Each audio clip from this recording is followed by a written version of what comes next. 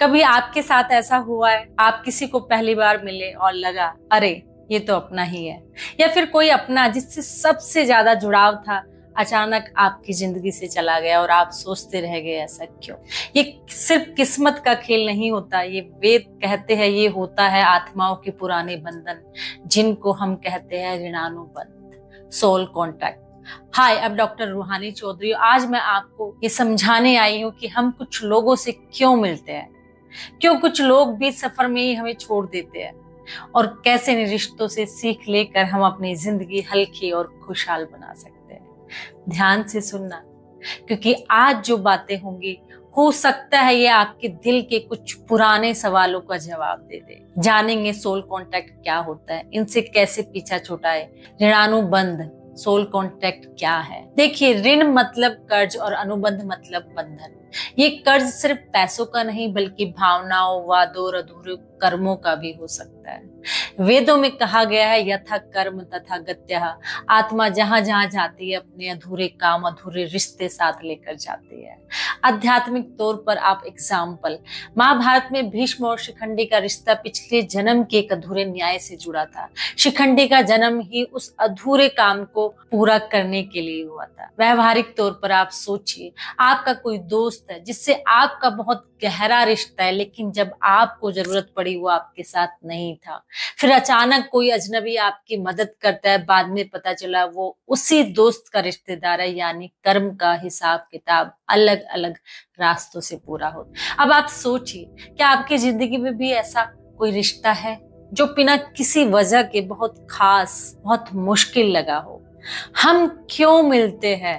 अब सवाल आता है, आखिर ये मुलाकातें होती क्यों हैं? क्यों कुछ लोग हमारे दिल के इतने करीब आ जाते हैं और कुछ हमें तकलीफ दे जाते हैं? इसका कारण हमेशा सिर्फ इस जन्म की कहानी नहीं होती, कई बार इसकी जड़ें पिछले जन्मों के कर्मों में होती है। आइए इसे 4 हिस्सों में समझते हैं कि सोल कॉन्ट्रैक्ट आखिर कैसे।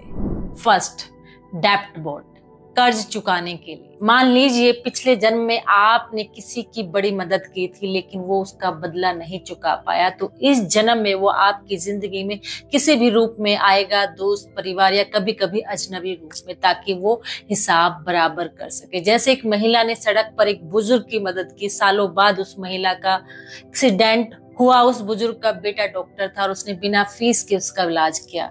ये सिर्फ इत्तेफाक नहीं था, ये पुराना कर्ज लौटाया जा रहा था। अब आप सोचिए, क्या आपकी लाइफ में भी कोई ऐसा इंसान है जो बिना किसी वजह के आपकी मदद करता है, या आप उसकी? सेकंड, चैलेंजिंग बॉन्ड, कोई सबक सिखाने के लिए। कुछ रिश्ते हमारी जिंदगी में आते हैं सिर्फ हमें सिखाने के लिए।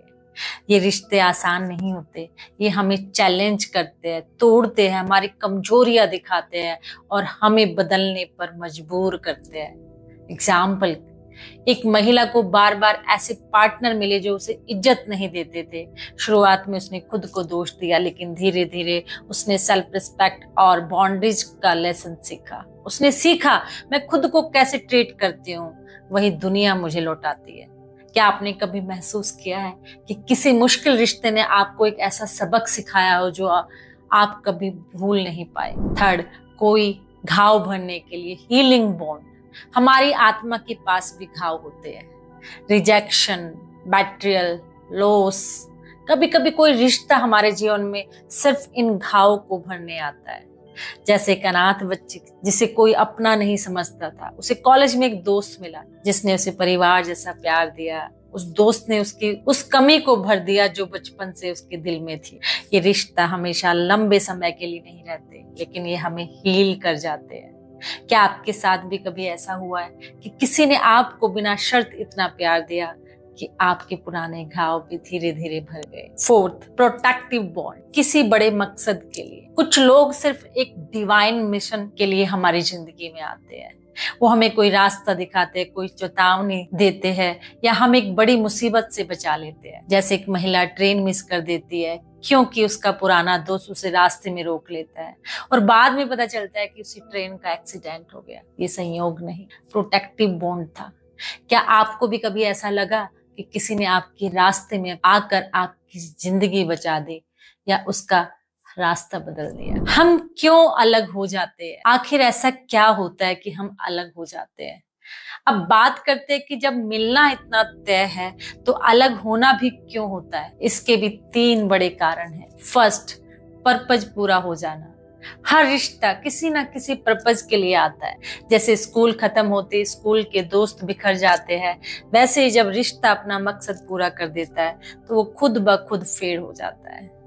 मान लीजिए एक व्यक्ति आपकी लाइफ में आया ताकि वो आपको बिजनेस शुरू करने के लिए मोटिवेट कर सके, और जैसे ही आपका काम सेट हो गया वो चला गया, उसका काम पूरा हो गया। क्या आपके जीवन में भी कोई ऐसा रिश्ता रहा है जो अपने आप खत्म हो गया लेकिन आपको उसका असली पर्पज बाद में समझ आया? सेकंड, लाइफ पाथ का बदल जाना। कभी कभी दोनों लोग सही होते हैं लेकिन उनकी मंजिलें अलग अलग होती है। एक व्यक्ति स्पिरिचुअलिटी की तरफ बढ़ रहा है, दूसरा मटेरियल सक्सेस की तरफ। धीरे धीरे दोनों के रास्ते अलग हो जाते हैं। जैसे कॉलेज के बाद 2 दोस्त, एक विदेश चला गया करियर के लिए, दूसरा अपने होम टाउन में फैमिली बिजनेस में लग गया। दोनों खुश है लेकिन रास्ते अलग है। क्या आपने महसूस किया कि कोई रिश्ता सिर्फ इसलिए खत्म हुआ क्योंकि आप दोनों की प्रायोरिटीज बदल गई? कैसे पहचाने कि ये कार्मिक है कि नहीं? एक बात, ये पैटर्न्स भी किसी भी तरह के रिश्ते में रिपीट हो सकते हैं, चाहे दोस्ती हो, परिवार हो या प्रोफेशनल बॉन्ड। हर बार रिश्ते का एंड एक जैसे हालात में होना, चाहे पार्टनर, दोस्त, कलीग, कोई भी हो, ब्रेकअप या अलगाव का रीजन बार बार वही होता है। सेकंड, एक ही तरह के लोग अट्रैक्ट होना। चेहरे अलग होंगे लेकिन नेचर या हैबिट ऑलमोस्ट सेम होती है। थर्ड, बार बार एक जैसी चुनौती आना, अलग सिचुएशन में भी वही प्रॉब्लम फेस करना। ये पैटर्न्स बताते हैं कि लेसन अभी पूरा नहीं हुआ और जब तक सीखेंगे नहीं साइकिल दोहराई जाती रहेगी। क्या सीखना है कार्मिक बॉन्ड से? सेल्फ वर्थ और बाउंड्रीज। बहुत बार कार्मिक रिश्ते हमें सिखाते हैं कि हमें अपनी लिमिट्स तय करनी चाहिए। एग्जाम्पल, आपका दोस्त बार बार आपका फायदा उठाता है। क्या सीखना है? ना कहना, अपनी एनर्जी को प्रोटेक्ट करना। कोई रिश्तेदार आपकी हेल्प को ऑब्वियस मानता है बिना अप्रिशिएशन के। क्या सीखोगे? रिस्पेक्ट और म्यूचुअल गिव एंड टेक सीखना होगा आपको। सेकंड, फॉरगिवनेस और डिटैचमेंट। लेसन ये नहीं कि सामने वाला सही था, लेसन ये है कि गुस्सा छोड़ना आपके इनर पीस के लिए जरूरी है। कोई आपको चीट करता है, क्या सीखोगे?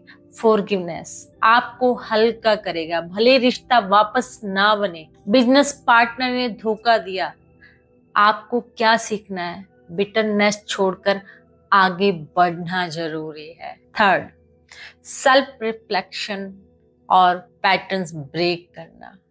हर बार वही टाइप का इंसान अट्रैक्ट हो रहा है तो लेसन है कि खुद में वो कमी देखना जो इस पैटर्न को खींच रहा है अपनी ओर। बार बार कंट्रोलिंग पार्टनर्स मिलना, लेसन है कि आप खुद भी बाउंड्रीज लूज रखते हैं। हर बार ऐसे क्लाइंट मिलना जो लेट पेमेंट करते हैं। क्या सीखोगे? स्टार्ट में क्लियर एग्रीमेंट्स नहीं करते आप, तो आपको एग्रीमेंट्स करने हैं। 4, ग्रेटिट्यूड और रिलीज। लेसन ये भी हो सकता है कि आपको उस व्यक्ति को थैंक यू कहकर रिलीज करना है क्योंकि उसने आपको कुछ सिखाया है। एग्जाम्पल, बचपन का दोस्त अब दूर हो गया लेकिन उसने आपको चाइल्डहुड मेमोरीज दी। लेसन यही है कि खुश रहकर रिलीज करना। 5th, अनकंडीशनल लव और एक्सेप्टेंस। कुछ कार्मिक रिश्ते आपको सिखाते हैं कि सच्चा प्यार ओनरशिप नहीं, एक्सेप्टेंस है। एग्जाम्पल के तौर पर, किसी फैमिली मेंबर की हैबिट आपको पसंद नहीं है लेकिन आपने उसे जैसे है वैसे एक्सेप्ट करना सीख लिया। इन रिश्तों को कैसे बंद करें जो आपके कार्मिक पैटर्न बार बार आ रहे हैं? ऐसे रिश्तों को खत्म कर देना चाहिए। छोटा सा सवाल, कुछ रिश्ते खत्म हो जाते हैं लेकिन उनकी छाया सालों तक हमारे साथ रहती है। क्या आपको भी किसी ऐसे इंसान को याद करके अब भी दर्द या गुस्सा आता है? किसके साथ हमें ये रिश्ते क्लोज कर देने चाहिए? क्लियर करना होगा किन रिलेशनशिप में हमें इन चीजों को अप्लाई करना चाहिए। पुराने पार्टनर्स या फ्रेंड्स, अनरिजोल्व फैमिली कॉन्फ्लिक्ट्स, कामकाजी रिश्ते, वर्किंग रिलेशनशिप जो आपकी है, अधूरे वादे, कार्मिक डेब्ट्स, दर्दनाक एक्सपीरियंसेस जो आपके दर्दनाक अनुभव है, उनको रोक देना चाहिए, क्लोज कर देना चाहिए। कब करेंगे, कब क्लोज करें? जब कोई आपको इमोशनली और प्रैक्टिकली ट्रिगर करे, बार बार यादें डिस्टर्ब करती है, ग्रोथ रुक जाती है, नाम सुनते ही मूड बदल जाता है, तो ऐसे में आपको उन रिश्तों को क्लोज कर देना चाहिए, कट कर देना चाहिए। क्यों जरूरी है closure? Why? Mental, emotional health और एनर्जी रीजन जिससे आप डिस्टर्ब हो रहे हो, इस नई रिलेशनशिप के लिए, नई अपॉर्चुनिटी के लिए स्पेस बनाना होगा। क्या मेथड हो क्लोज करने के? दान, उस व्यक्ति के नाम पर। वेदों में दान करना, यानी वेदों में दान को नकारात्मक ऊर्जा और कार्मिक डेब्ट को डिजोल्व करने का एक पवित्र तरीका माना गया है। जब आप किसी के नाम पर, भले वो आपके जीवन में अब ना हो, दान करते हैं तो उस रिश्ते से जुड़ी एनर्जी बैलेंस हो जाती है। एग्जाम्पल, अगर किसी पुराने दोस्त ने आपको बहुत मदद की लेकिन रिश्ता किसी वजह से टूट गया, तो आप किसी जरूरतमंद को कपड़े, खाना या पैसा उनके नाम की भावना से दे सकते हैं। जैसे मन ही मन कहा, ये मैं तुम्हारे लिए कर रहा हूँ ताकि हमारी एनर्जी हल्की हो जाए। सेकंड, ब्लेसिंग देना, दिल से खुश रहो कहना। मतलब जब हम किसी को दिल से शुभकामनाएं देते हैं तो हमारी ओर से नेगेटिविटी खत्म हो जाती है। ये ब्लेसिंग्स हमें हल्का करती है, भले सामने वाला सुन भी ना रहा हो। एग्जाम्पल, आप किसी एक्स पार्टनर या रिश्तेदार को मन में सच्चे दिल से कहे, तुम खुश रहो, तुम्हें शांति और प्यार मिले। ये आपके भीतर की ग्रीवेंस को डिजोल्व करता है। थर्ड, फॉरगिवनेस रिचुअल करना। मतलब फॉरगिवनेस, क्षमा का मतलब ये नहीं कि सामने वाला सही था, इसका मतलब है कि आप उस घटना की पकड़ से खुद को आजाद कर रहे हैं। रिचुअल का मतलब है कि इसे कॉन्शियसली किया जाए, जैसे मेडिटेशन, लेटर राइटिंग या होपोनोपोनो हीलिंग मेथड से। आप एक कागज पर उस व्यक्ति का नाम लिखें और जो भी शिकायतें या दर्द है वो लिख दे, फिर उसे फाड़ दे या जला दे और मन में कहे, मैं तुम्हें माफ करता हूँ, करती हूँ, और खुद को भी माफ करता हूँ, करती हूँ। फोर्थ, गुरु या साधना से एनर्जी कोड कट करना। एनर्जी कोड का मतलब वो अदृश्य जुड़ाव जो हमारी ऊर्जा को दूसरे इंसान से बांध कर रखता है। कभी कभी ये कोड इतना स्ट्रॉन्ग हो जाती है कि रिश्ता खत्म होने के बाद भी हम बार बार खींचे चले जाते हैं। गुरु, रेकी हीलर या स्पिरिचुअल प्रैक्टिस, मंत्रा, मेडिटेशन से इसे काटना कार्मिक क्लोजर का बेस्ट तरीका है। एग्जाम्पल, रेकी हीलिंग में चोकुरे और सेही की सिंबल का इस्तेमाल करके कोड कटिंग किया जाता है। वैदिक तरीके में गुरु के मंत्र से ध्यान करके उस व्यक्ति की छवि को प्रकाश में छोड़ दिया जाता है। 6, क्लोजर के बाद क्या बदलाव महसूस होते हैं, क्या रिजल्ट मिलेंगे? आप इमोशनली आप हल्का महसूस करोगे, न्यूट्रल रिएक्शन होंगे आपकी जो भी ओल्ड मेमोरीज है, अच्छी नींद आएगी, मूड अच्छा हो जाएगा, क्रिएटिविटी आपके अंदर आएगी, आप बहुत रिलैक्स फील करोगे, आप अपने जीवन में हल्के हो जाओगे। क्लोजर का मतलब किसी को भूलना नहीं है, बल्कि खुद को आजाद करना है, ताकि आप अपनी कहानी का अगला अध्याय हल्के दिल से लिख सके। साइन क्या है कि रिश्ता कार्मिक साइकिल से बाहर है? ये साइन किसी भी रिश्ते में आ सकते हैं, सिर्फ लव रिलेशनशिप में नहीं। दोस्ती, परिवार, टीचर, स्टूडेंट या बिजनेस पार्टनर, किसी भी ह्यूमन कनेक्शन में कार्मिक साइकिल बन सकती है। उसके बारे में सोचकर आप गुस्सा या दर्द नहीं महसूस करते। पहले नाम सुनते ही दिल में चुभन होती थी, अब न्यूट्रल फील होता है, यानी कि वो कार्मिक साइकिल से बाहर हो गया। सेकंड, उसकी यादें ट्रिगर नहीं करती। पुरानी तस्वीरें या जगह देखकर इमोशनल स्टॉर्म नहीं आता, यानी कि एक रिश्ता कार्मिक सर्कल से बाहर हो गया। थर्ड, उसकी मौजूदगी या गैर मौजूदगी से आपका मूड स्टेबल रहता है, आपकी खुशी अब उस पर डिपेंडेंट नहीं है। इट मीन्स ये रिश्ता कार्मिक सर्कल से बाहर हो गया। फोर्थ, आप सचमुच उसके लिए अच्छा चाह सकते हैं, दिल से उसे खुश देखना चाहते हैं, चाहे वो आपके साथ हो या नहीं। अगर ये साइंस आपको महसूस हो रहे हैं तो समझ लीजिए कार्मिक चैप्टर बंद हो चुका है। कार्मिक रिलेशन को लेकर मिथ और ट्रूथ क्या है? मिथ, हर पेनफुल रिश्ता कार्मिक होता है। सच्चाई, कुछ रिश्ते हमारे प्रेजेंट लाइफ चॉइस से भी होते हैं, यानी कि हर ऐसा रिश्ता जिसमें दर्द या चैलेंज हो जरूरी नहीं कि वो पास्ट लाइफ कार्मिक बॉन्ड हो। कभी कभी हम अपनी सोच, फैसले और इमोशनल पैटर्न के कारण खुद ही गलत लोगों को चुन लेते हैं। एग्जाम्पल, अगर आपने बिना जाने समझे किसी ऐसे पार्टनर को चुन लिया जो इमोशनली अनअवेलेबल है, तो ये प्रेजेंट लाइफ की चॉइस है, ना कि पास्ट लाइफ का कार्मिक बॉन्ड। सेकंड मिथ, फॉरगिवनेस मतलब रिश्ता फिर से बनाना। सच्चाई, फॉरगिवनेस का मतलब एनर्जी रिलीज है, रिकनेक्शन ऑप्शनल है। मतलब किसी को माफ करने का मतलब ये नहीं कि आपको उसके साथ फिर से रिश्ता शुरू करना पड़ेगा। फॉरगिवनेस का असली मकसद है अपने मन और ऊर्जा से उस दर्द के बोझ को हटाना। रिकनेक्ट करना या न करना ये आपकी चॉइस है। किसी पुराने दोस्त ने धोखा दिया, आप उसे दिल से माफ कर देते हैं ताकि गुस्सा और बिटरनेस खत्म हो, लेकिन आप उससे दोबारा दोस्ती ना भी करे तो भी कोई प्रॉब्लम नहीं है। ये आपकी चॉइस है, जरूरी नहीं कि आप उससे दोस्ती निभाएं। थर्ड मिथ, कार्मिक बॉन्ड्स हमेशा नेगेटिव होते हैं। ट्रुथ, कई कार्मिक बॉन्ड्स ब्लेसिंग्स होते हैं, जैसे माता पिता का प्यार, गुरु शिष्य का रिश्ता, सच्ची दोस्ती। मतलब कार्मिक रिश्ते सिर्फ कठिनाई या पेन देने वाले ही नहीं होते। कुछ कार्मिक कनेक्शन हमारी आत्माओं के लिए वरदान होते हैं, जो हमें सपोर्ट, गाइडेंस और प्यार देते हैं।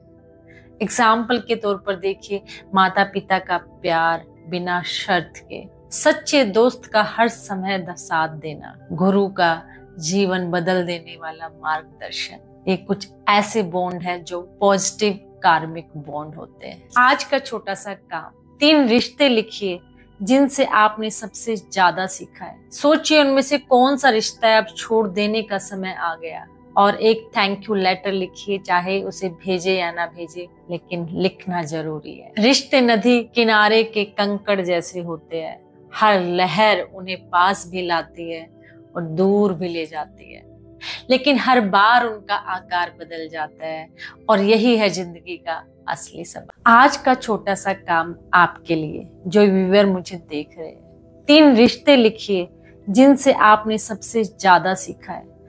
सोचिए उनमें से कौन सा रिश्ता है अब छोड़ देने का समय आ गया, और एक थैंक यू लेटर लिखिए, चाहे उसे भेजे या ना भेजे, लेकिन लिखना जरूरी है। रिश्ते नदी किनारे के कंकड़ जैसे होते हैं, हर लहर उन्हें पास भी लाती है और दूर भी ले जाती है, लेकिन हर बार उनका आकार बदल जाता है, और यही है जिंदगी का असली सबक।